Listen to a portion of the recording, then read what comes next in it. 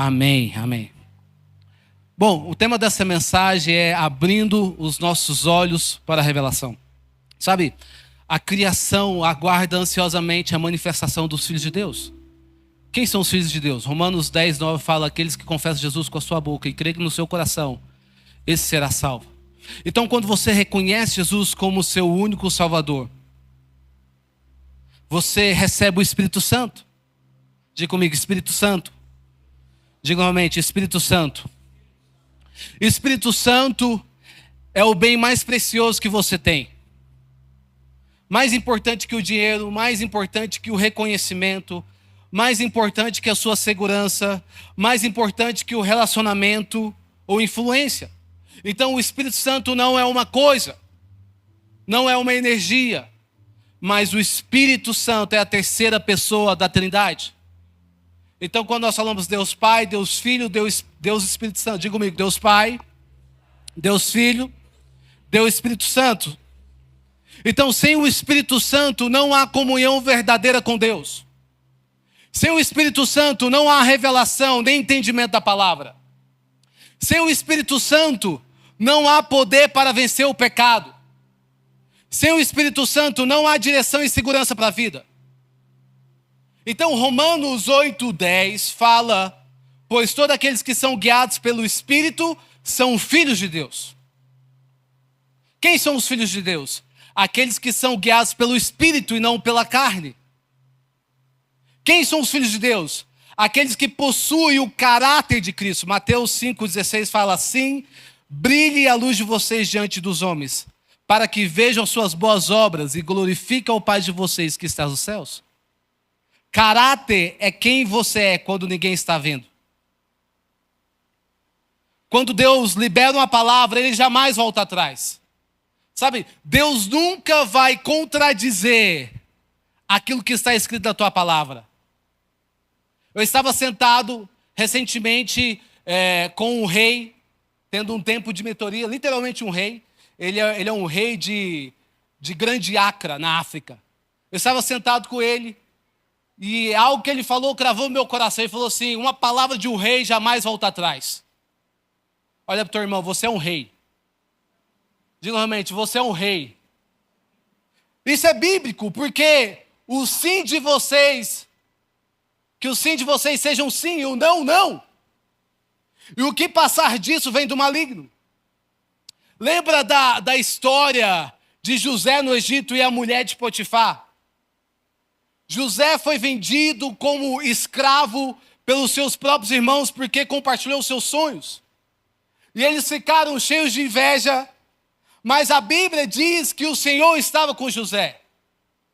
E tudo que ele colocava as suas mãos prosperava. Até mesmo a casa de Potifar estava sendo próspera por causa da vida de José. E a palavra diz que a mulher de Potifar tenta seduzir José, dizendo: deite-se comigo. E algo poderoso aqui que nós aprendemos na vida de José, Gênesis 39, 9 diz: como poderia eu cometer tamanha maldade a pecar contra Deus? O que isso nos ensina? O temor no Senhor nos mantém o coração íntegro. O temor no Senhor nos mantém o coração íntegro. Ninguém pode derrubar um homem que está rendido a Deus. Coisa que estão entendendo, digo amém. Sabe, eu creio que Deus está levantando Josés dessa geração. Homens e mulheres que não corrompem com o sistema deste mundo. Que não negociam os princípios e os valores, que possuem o caráter de Cristo e temem somente a Deus. Quantos aqui recebem isso? Quantos aqui acreditam que Deus está levantando Josés nessa geração? Digo amém. Filhos de Deus possuem o caráter de Cristo. Filhos de Deus produzem os frutos do Espírito. Gálatas 5:22. Mas o fruto do Espírito é amor, alegria, paz, paciência. Quantos aqui precisam? Diga amém. Diga, eu preciso de paciência. Não, só você que precisa de paciência, diga amém. Levanta a mão assim, meu Deus, eu preciso de paciência. Coisa que precisa de paz, diga amém. Coisa que profetiza paz sobre a sua família. Coisa que profetiza paz sobre os seus negócios. Deus, eu preciso de paz sobre os meus negócios. Paz, amabilidade, bondade, fidelidade, mansidão. Coisa que precisa de mansidão. Oh Deus, me deu o coração manso. Mansidão.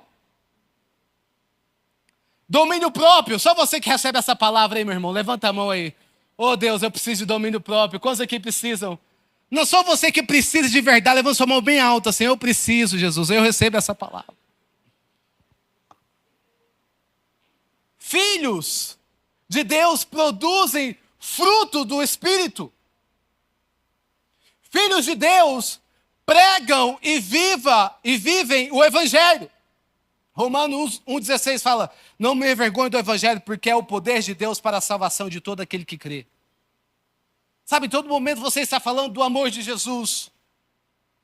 Você está usando a sua vida como um testemunho vivo. Por onde você vá, você está pregando sobre o Evangelho. Por onde você anda, você está falando do amor de Cristo. Filhos de Deus vivem como aqueles que têm esperança eterna. Colossenses 3,2 fala, mantenham um pensamento nas coisas do alto e não das coisas terrenas, pois vocês morrerão e agora a sua vida está escondida com Cristo em Deus. Para nós que somos salvos, a morte não é um fim. Existe uma vida após a morte.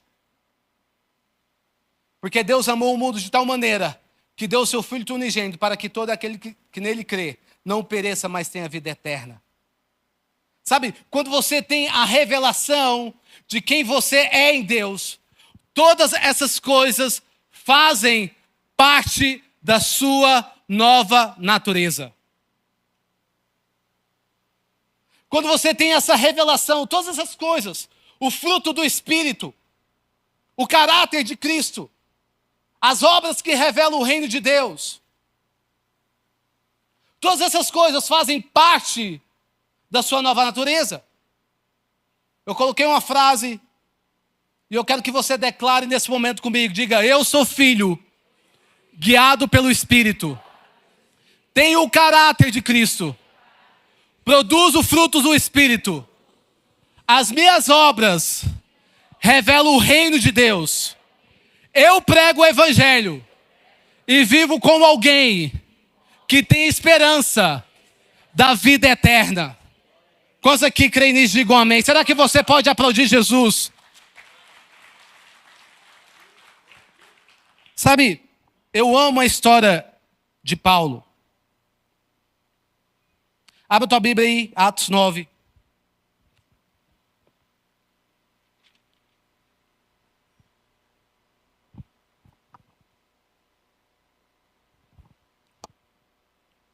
Atos 9 fala algo interessante. Atos 9, 3. Quantos acharam? Digam amém.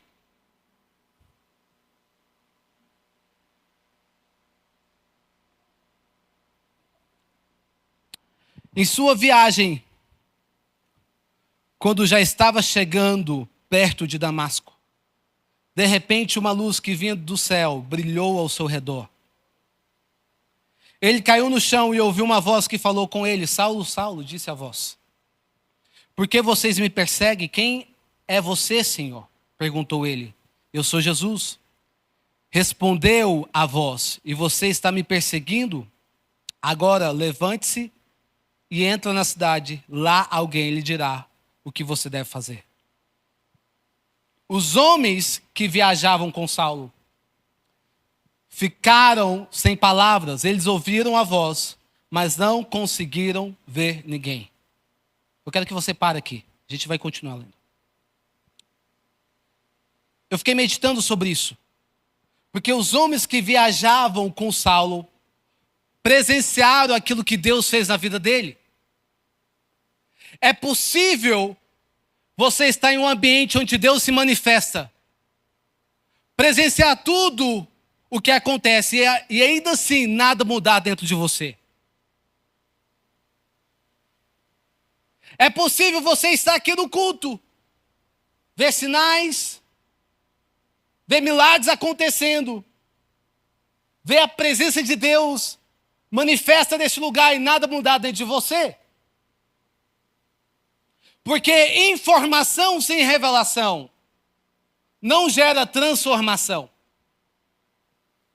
Informação sem revelação enche a sua mente, mas não muda o teu coração. Eu preciso ter um coração quebrantado diante de Deus. O entendimento faz você ouvir, mas a revelação faz você ver.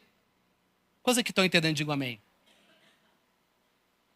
É possível você estar aqui e não mudar algo dentro de você. E eu quero falar sobre 3 verdades sobre a revelação.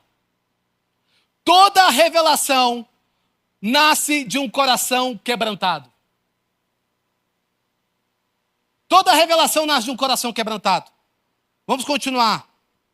Saulo levantou-se do chão e, abrindo os olhos, não conseguia ver nada, de modo que os homens o levaram pela mão até Damasco. Por 3 dias esteve cego e não comeu e nem bebeu nada. Uma das coisas que eu perguntei para Jesus, por que apóstolo Paulo ficou cego durante os 3 dias? Já parou para pensar sobre isso? Em outras palavras, por que o Senhor cegou ele? Sabe, se tem algo que Deus sabe fazer, é quebrantar o nosso coração, sim ou não? Se tem algo que Deus sabe fazer, é quebrar toda a nossa vaidade. Se tem algo que Deus sabe fazer, é quebrar o nosso orgulho. E é interessante porque se você ouvir a história de Saulo, que se tornou Paulo, você vai ver que ele era um homem culto.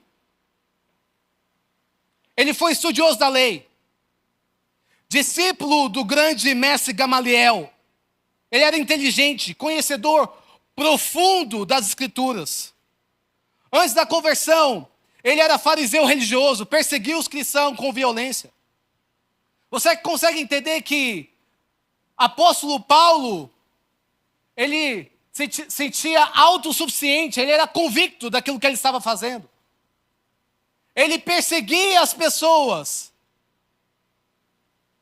E muitas vezes nós estamos matando as pessoas espiritualmente dentro da igreja por causa da religião. Afastando as pessoas de ter um encontro com Deus por causa da religião. Entenda algo, Jesus nunca estabeleceu a religião. Jesus estabeleceu o reino. Pessoas religiosas colocam um fardo que as outras pessoas não são capazes de suportar. Pessoas religiosas medem as outras pessoas pela sua régua. Pessoas religiosas se sentem autossuficientes. Ele apoia em seu próprio entendimento, é justo aos seus próprios olhos. E sem percebermos, muitas vezes nós temos um entendimento como o apóstolo Paulo tem, mas não temos a revelação. E nós começamos agora a viver uma religiosidade. Nós começamos agora a viver uma religiosidade. E nós vemos aqui que Jesus começa a quebrar certas coisas da vida de Paulo. Jesus começa a quebrar o seu orgulho. Paulo, durante esses 3 dias, ele passa por um processo de quebrantamento, porque ele estava cego. Então ele precisava das pessoas para guiá-lo. E é interessante que, no mesmo tempo, Paulo, ele não comia e não bebia. Ele não comeu e não bebeu. Por quê? Não porque não tinha comida, não porque não tinha comida, mas era uma decisão dele. Então, se tem algo que quebranta o homem, é quando você se torna totalmente dependente. Faz sentido ou não? Você sabe aquele momento que você está numa dependência? Quantos aqui já tiveram aquele momento que você guerreou com suas forças, você fez tudo que que estava ao teu alcance e nada aconteceu. Quantos aqui já passaram por essa experiência? Você sabe aquele processo de quebrantamento que você está passando, nas circunstâncias que você está vivendo? Talvez você está passando por um processo de quebrantamento das suas finanças. Glória a Deus aqui, ninguém está passando com problema na finança, amém? Talvez você está passando por um processo de quebrantamento na tua família. Talvez você está passando por um processo de quebrantamento nas circunstâncias que você está vivendo.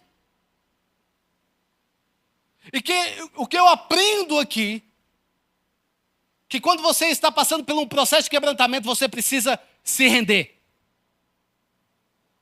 Levanta a mão assim, as duas mãos para cima. Bem alto assim. Se renda. Isso significa, Deus, eu estou rendido ao Senhor. Porque Deus não pode trazer uma transformação sem quebrantamento. Deus não pode trazer uma revelação sem quebrantamento. Existem momentos que você só precisa se render. E muitas vezes como cristão, talvez não seja você, essa palavra eu quero que você leve para a pessoa que precisa. Muitas vezes como cristão nós queremos questionar, sim ou não? Nós queremos dizer, Deus, por quê? Por que isso está acontecendo comigo? Eu tenho sido justo. Eu tenho sido fiel.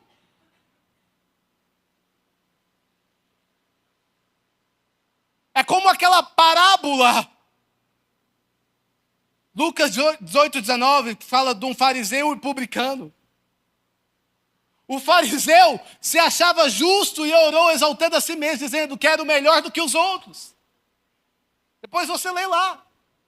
Ele fala, Deus, eu sou dizimista. Eu sou melhor que os outros. E o publicano, o cobrador de impostos, que reconheceu o seu pecado, pediu misericórdia e se humilhou diante de Deus. O publicano saiu do templo perdoado, justificado. Enquanto o fariseu, mesmo se achando certo, não foi aprovado por Deus. Sabe, se você quer ter uma revelação de Deus sobre a tua vida, você precisa se quebrantar. Fala para o seu irmão, você precisa se quebrantar. Não, fala com fé, irmão. Fala assim, irmão, você precisa se quebrantar. Fala para ele aí. Lucas, mas não dou conta mais. Eu gosto de falar que o quebrantamento é tipo caldo de cana. Quantos aqui já tomaram caldo de cana? Oh, o povo falou até em línguas aqui. Não tem aquela cana nova? Deus fala com você naquilo lá, meu irmão. O cara vai esmagando a cana, não é? Aí você, agora acabou. Aí ele dobra. Aí ele passa de novo. Aí você, não, agora não vai dar mais não. Aí dobra de novo. Aí passa. Aí você, agora não vai ter mais. Agora será que vai ser mais caldo? Aí o cara vira bagaço. E não é que sai um suco de cana bom? Muitas vezes o quebrantamento de Deus vai ser tipo caldo de cana. Lembra disso? Lucas, mas está difícil, calma. Calma. Aguenta firme, meu irmão. Ele nem dobrou ainda. Ah, eu vou desviar, vai não.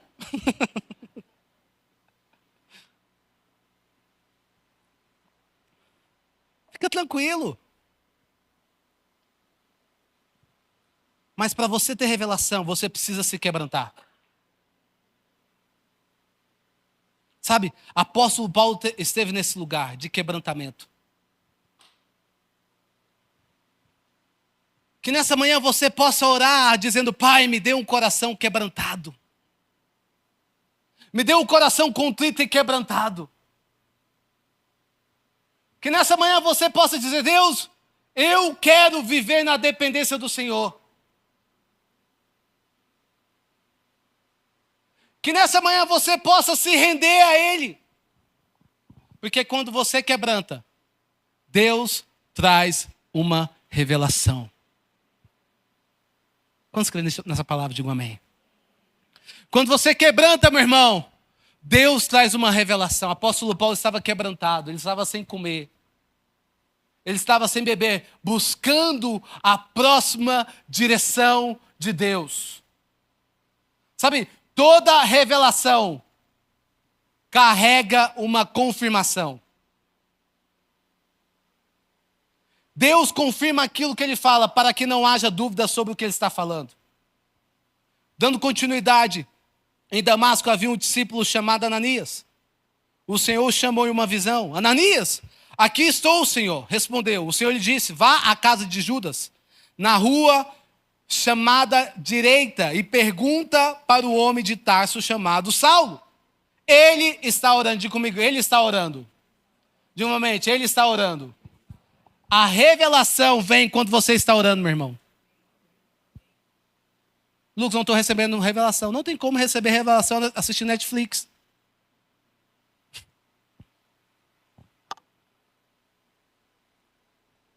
Lucas, eu não estou conseguindo ver nada. Não tem como você não ver nada se você não tem uma vida de oração. Ah, mas os irmãos oram por mim. É mesmo, lindo?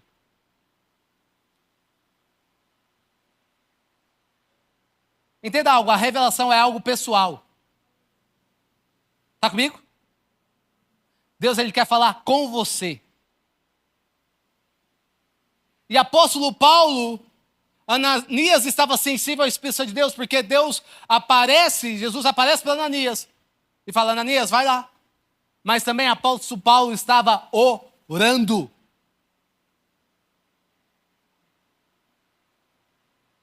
Se você quer ter uma revelação de Deus, você precisa estar orando. Você precisa estar conectado com aquilo que Deus está fazendo. Deus está fazendo algo, sim ou não? Deus sempre está fazendo. Deus sempre está se movendo. Mas eu não estou conseguindo ver, porque você não está com a antena atualizada. Você precisa atualizar. É a oração que te atualiza. É a oração que te leva a uma conexão com Deus. Então, quando você está orando, você está conectando com Deus. Você vai ver em todo momento que Jesus sempre estava orando. Você consegue entender que Jesus estava orando? E uma das coisas que Jesus ensina para os seus discípulos é orar.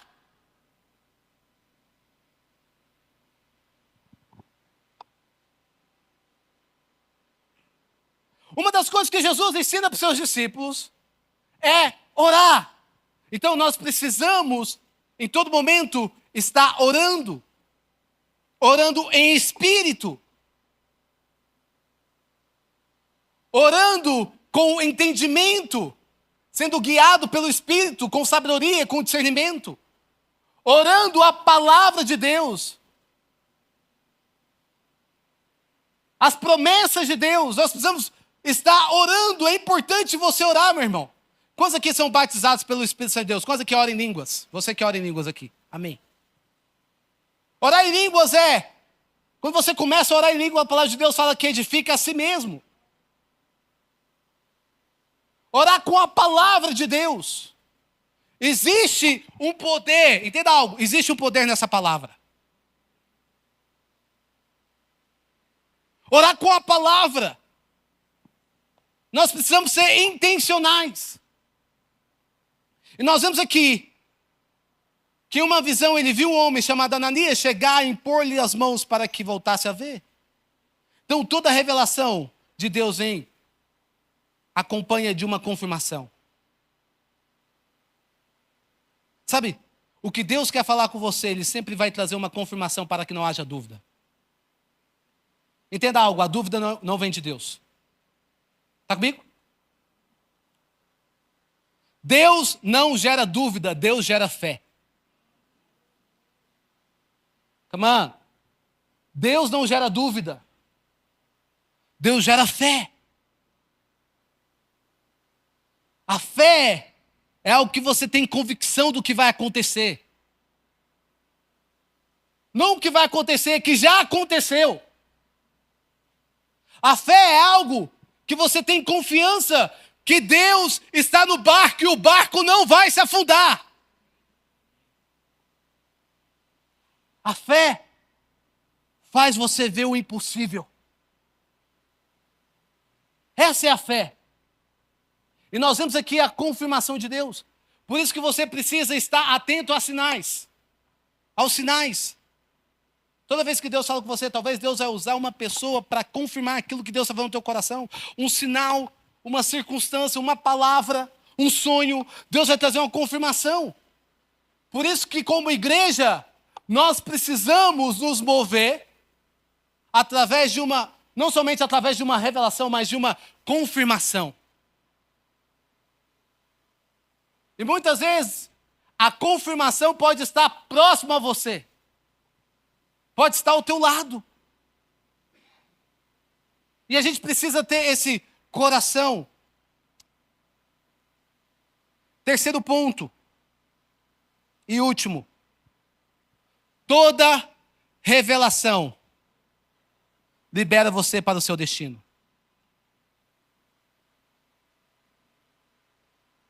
Quero que você leia comigo esse último versículo. Eu acho isso aqui poderoso.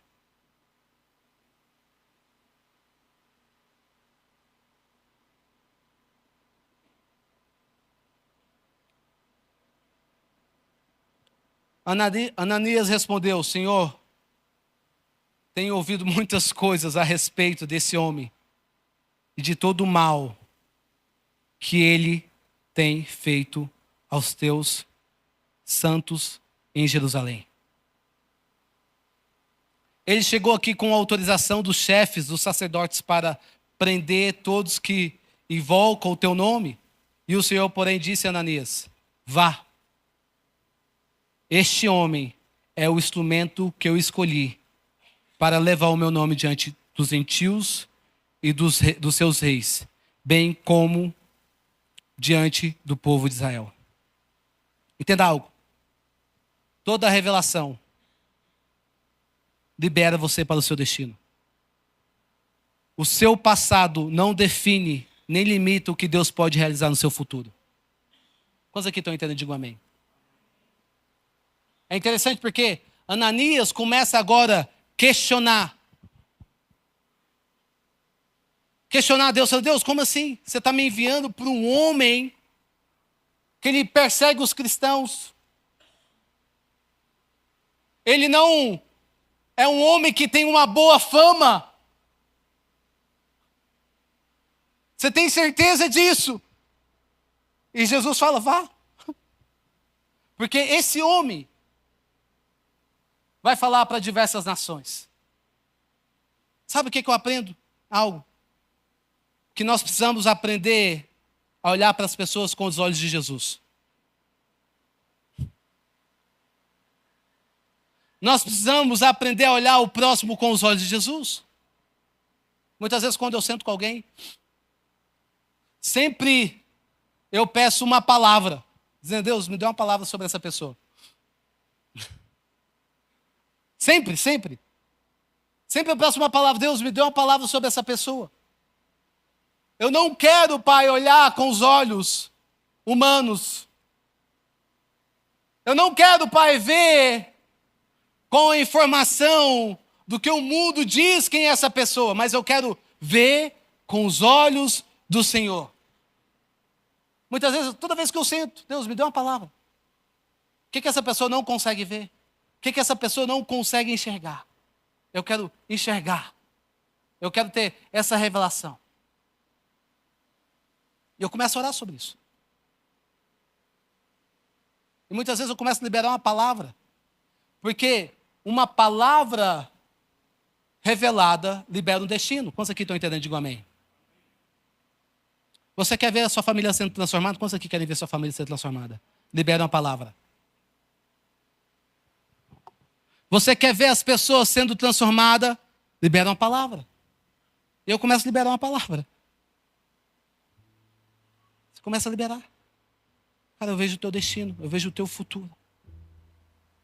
Tem um menino dessa casa, estava conversando com ele ontem. Ele chama Gabriel. Quantos aqui chegaram a conhecer o Gabriel? Eu me lembro que há alguns anos atrás, 3 anos atrás, Eu conheci ele pela primeira vez. E sabe aquele menino revoltado. Revoltado com a igreja. Revoltado com a vida. Revoltado. Eu lembro que a primeira vez que eu sentei com ele, vamos sentar, vamos tomar um café. A gente tem a cultura aqui de tomar um café. Vamos tomar um café. E de repente, ele começou a desabafar. Cara, mano, eu nasci na igreja. Meu pai é pastor. Cara, eu vi meu pai sofrer tanto. Eu odeio igreja. Sabe, esse povo meio quadrado.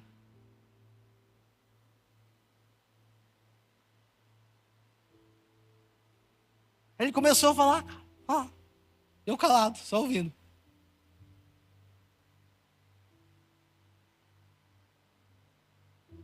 Aí de repente, ele começou a falar da Bíblia, porque a Bíblia diz isso, eu não concordo com isso, com aquilo. Eu calado.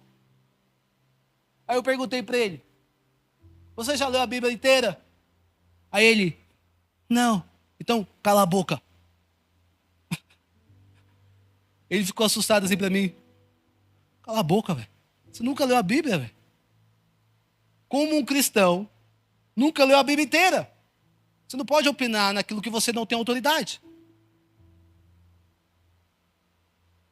Aí ele ficou calado. Aí ele ficou meio assustado. Imagina, primeiro encontro, gente. Primeiro encontro é sempre melhor. Meio assustado. Aí dentro do carro, ele estava me deixando em casa. Lembro como fosse hoje. Meio tipo assim, cara doido, velho. Mandou eu calar a boca. Aí dentro do carro. E eu orando, Deus, me dê uma palavra para esse jovem. Me dê uma palavra. Eu orando. Eu não posso sair daqui, não cala a boca. Me dê uma palavra para esse jovem. Eu orando. E Deus me deu uma palavra. Eu pensei, Gabriel, deixa eu falar algo para você. Eu vejo o seu futuro. Você não é aquilo que... Você não é os seus erros. Você não é aquilo que os homens dizem que você é. Você é aquilo que Deus diz quem você é. Eu vejo seu futuro. Eu vejo você um homem de Deus. Viajando pelas nações. Sendo um evangelista. Eu vejo tantas vidas sendo tocadas por você. E eu comecei a liberar a palavra para ele. Cara, não sei se faz sentido, mas eu vejo um irmão teu. Um irmão teu também que estava ferido, tendo um encontro com Deus. E ele começou a chorar. E mais detalhes. E começou a chorar. Eu comecei a liberar uma palavra para a vida dele. Ele começou a chorar. Você sabe aquela atmosfera da glória, a presença de Deus invadiu aquele carro.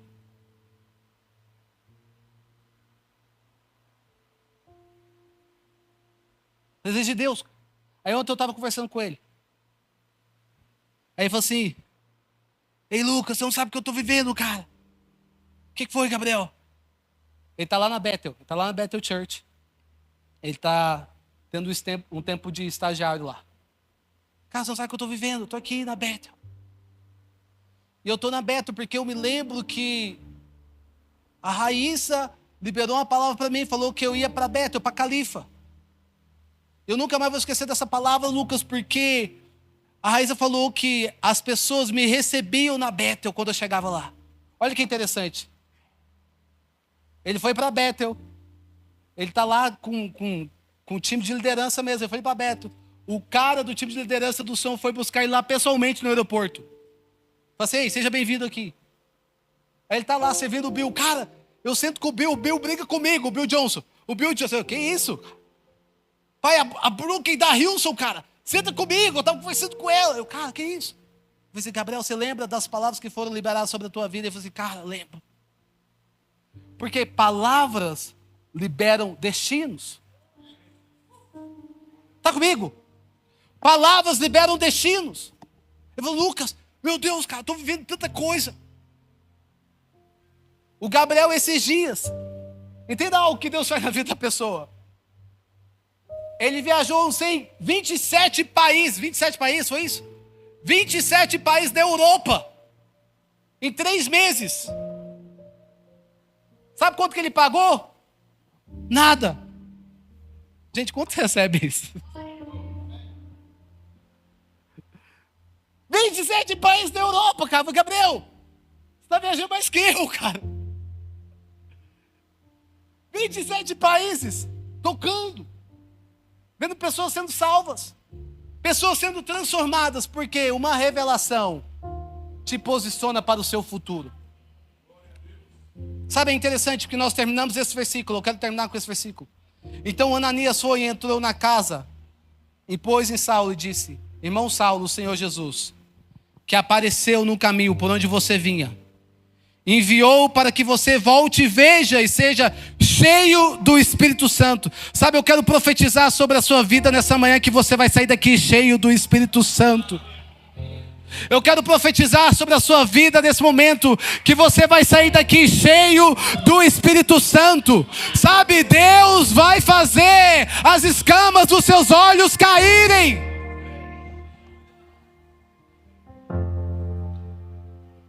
Deus vai fazer as escamas dos seus olhos caírem, para que você veja aquilo que Deus preparou para você é bem maior. Os planos dele é bem maior, os sonhos dele é bem maior. E tudo que você precisa é confiar. Diga, eu preciso. Diga, eu preciso. Diga, eu preciso confiar no Senhor de todo o coração. Diga, Deus, abra os meus olhos para que eu possa ver. Diga, abra os meus olhos para que eu possa ver. Diga, Deus, que nessa manhã eu possa sair daqui cheio do Espírito Santo. Que eu possa sair daqui com autoridade. Que eu possa sair daqui já olhando para o meu futuro. Que eu possa sair daqui com fé em nome do Senhor Jesus. Se você crê nessa palavra, eu quero que você